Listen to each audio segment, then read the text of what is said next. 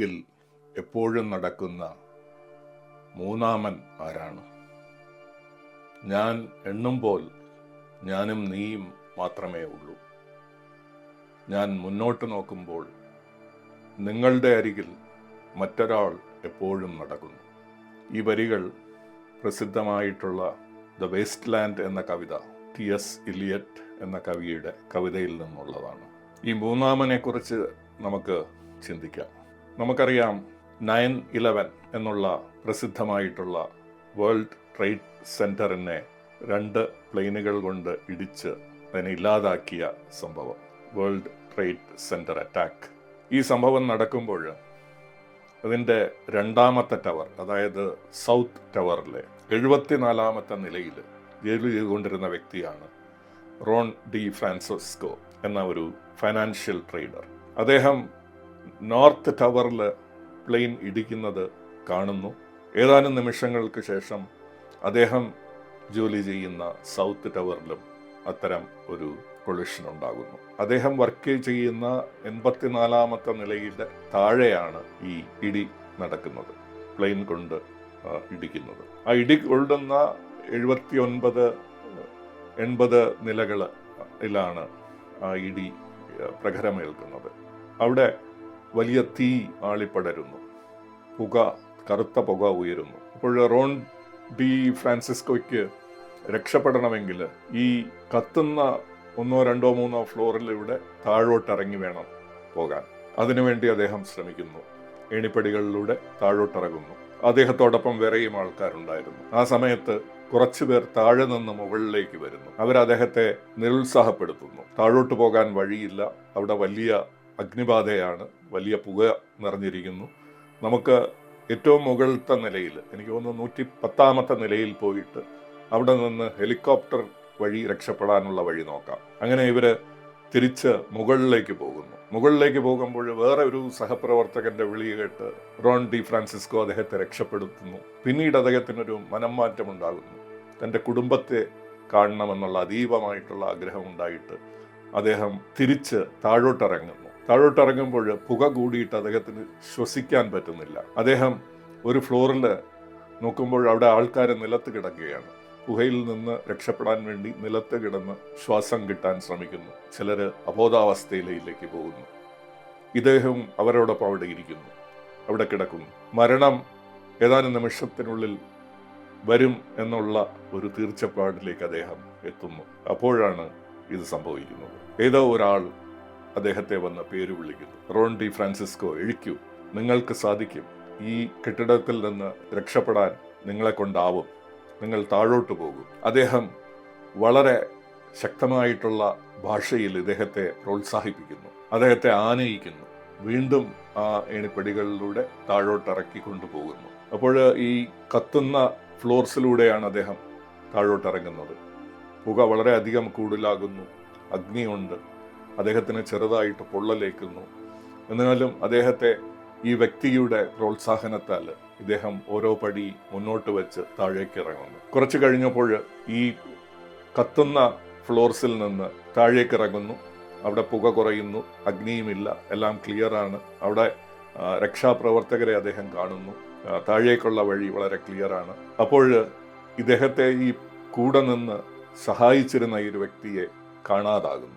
D Francisco വീണ്ടും താഴോട്ടിറങ്ങുന്നു. ഏറ്റവും താഴത്തെ നിലയിലെത്തുന്നു.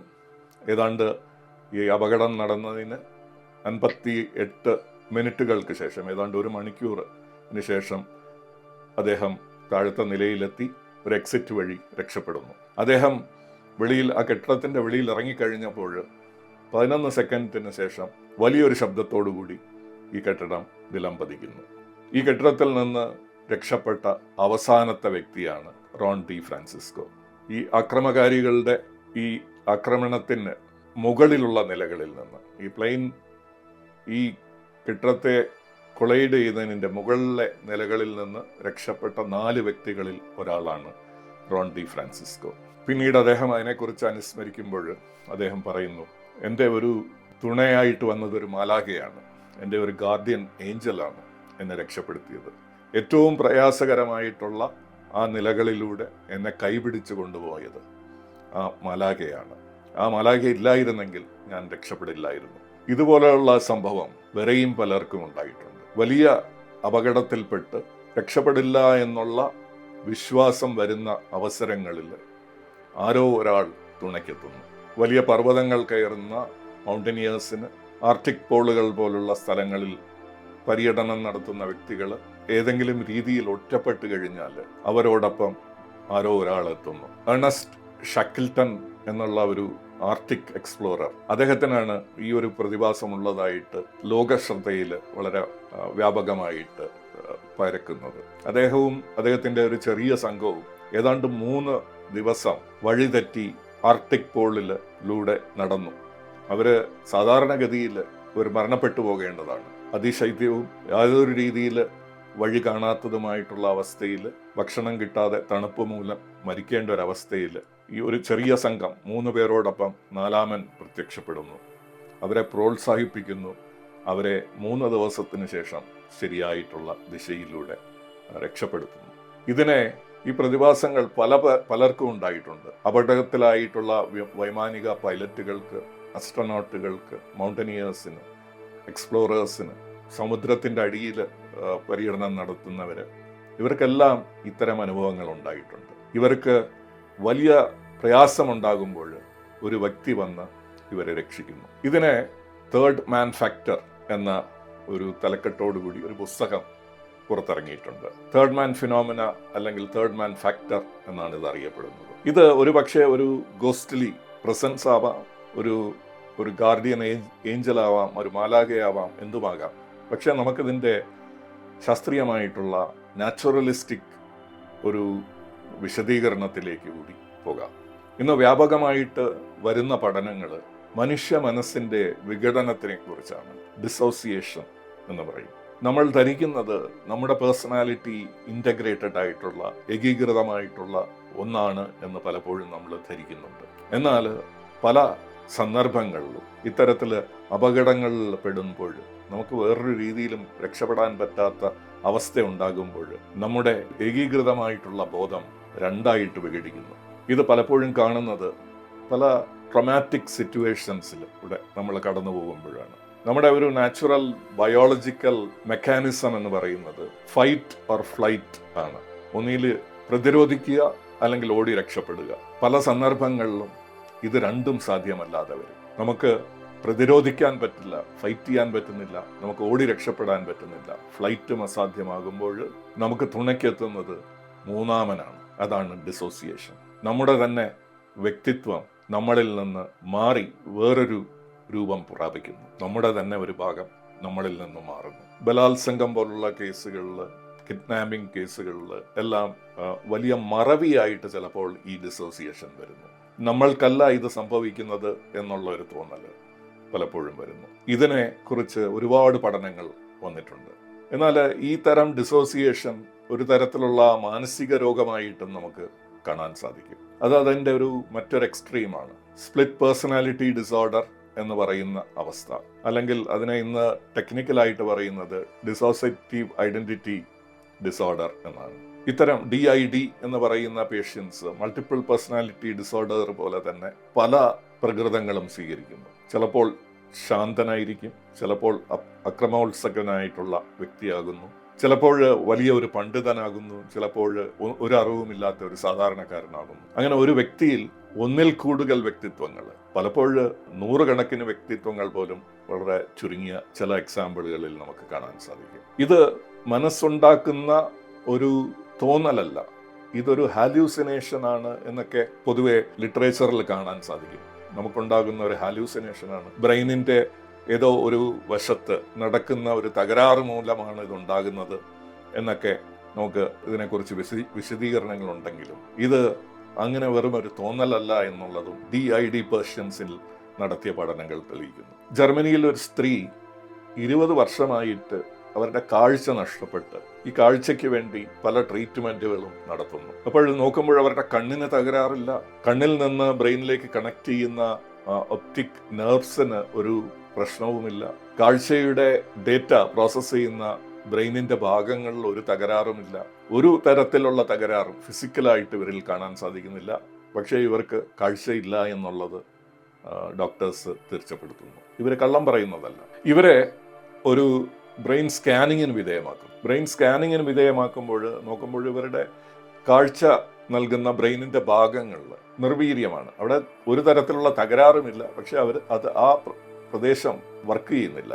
അപ്പോൾ ഇവർക്ക് തീർച്ചയായിട്ടും കാഴ്ചയില്ല. കണ്ണ് വർക്ക് ചെയ്യുന്നു, നെർവ്സ് എല്ലാം ക്ലിയർ ആണ്, പക്ഷേ ഇവർക്ക് കാഴ്ചയില്ല എന്നുള്ളത് നമുക്ക് സ്കാനിങ്ങിലൂടെയും തെളിയുന്നു. പിന്നീട് 15-20 വർഷത്തോളം ഇവരിൽ ചികിത്സ പലതരത്തിലുള്ള റിസർച്ച് നടത്തി. പിന്നീടാണ് കണ്ടെത്തുന്നത് ഇവർക്ക് ഇടയ്ക്കിടയ്ക്ക് കാഴ്ച വരുന്നുണ്ട്. ഇവരുടെ ബ്രെയിനിന്റെ ആ കാഴ്ചയുടെ ഒസിപ്പിറ്റൽ ലോബ് എന്ന് പറയുന്ന ഒരു പ്രദേശമാണ് അവിടെ, അത് ചിലപ്പോൾ പ്രവർത്തിക്കുന്നുണ്ട്. ഇവരുടെ വ്യക്തിത്വം അപ്പോൾ മാറുന്നു. മാറിയ വ്യക്തിത്വം ഉള്ളപ്പോൾ ഇവർക്ക് കാഴ്ച വരുന്നു. വേറെ വ്യക്തിത്വം എടുക്കുമ്പോൾ ഇവർക്ക് കാഴ്ച നഷ്ടപ്പെടുന്നു. അപ്പോഴാണ് അവരെ ട്രീറ്റ് ചെയ്യുന്ന ഡോക്ടേഴ്സിന് മനസ്സിലായത് ഇവർക്കൊരു സൈക്കോളജിക്കൽ പ്രോബ്ലമാണ്. സ്പ്ലിറ്റ് പേഴ്സണാലിറ്റി ഡിസോർഡർ അല്ലെങ്കിൽ ഡിസോസിയേറ്റീവ് ഐഡന്റിറ്റി ഡിസോർഡർ ആണ് ഇവർക്കുള്ളത്.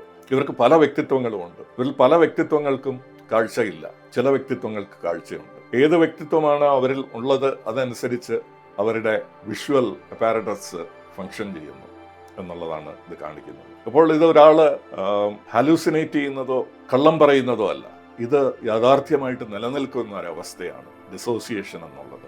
നമ്മുടെ പേഴ്സണാലിറ്റി വിഘടിച്ച് 2-2 കൂടുതലോ ആകുന്നു. പല സന്ദർഭങ്ങളിലും നമുക്കറിയാം ചിലർക്ക് ഔട്ട് ഓഫ് ബോഡി എക്സ്പീരിയൻസ് ഉണ്ടാകുന്നു. തൻ്റെ ശരീരത്തിൽ നിന്ന് പുറത്തു പോയി തൻ്റെ ശരീരത്തെ കാണാൻ പറ്റുന്നു എന്നുള്ള ഒരു അനുഭവം. പലപ്പോഴും ഹാർട്ട് അറ്റാക്ക്, സ്ട്രോക്കിനൊക്കെ വിധേയമാകുന്ന പേഷ്യൻസിനാണ് ഇത് ഉണ്ടാകുന്നത്. ഇതല്ലാതെ നേരത്തെ പറഞ്ഞതുപോലെ അപകടങ്ങളിൽ പെടുന്ന ആൾക്കാർ, വലിയ തരത്തിലുള്ള ആക്രമങ്ങൾ ഉണ്ടാകുന്നവർ, അവരിൽ നിന്ന് ഡിസോസിയേറ്റ് ചെയ്ത് അവരെ മാറി നിന്ന് കാണുന്ന അവരുടെ ശരീരങ്ങളും അവർക്കുണ്ടാകുന്ന ആക്രമണങ്ങളും വേറെ ഒരു വ്യക്തിയിലൂടെ കാണുന്ന ഒരു സന്ദർഭം ഉണ്ടാകുന്നു. ഇതും ഒരു തരത്തിലുള്ള ഡിസോസിയേഷനാണ്.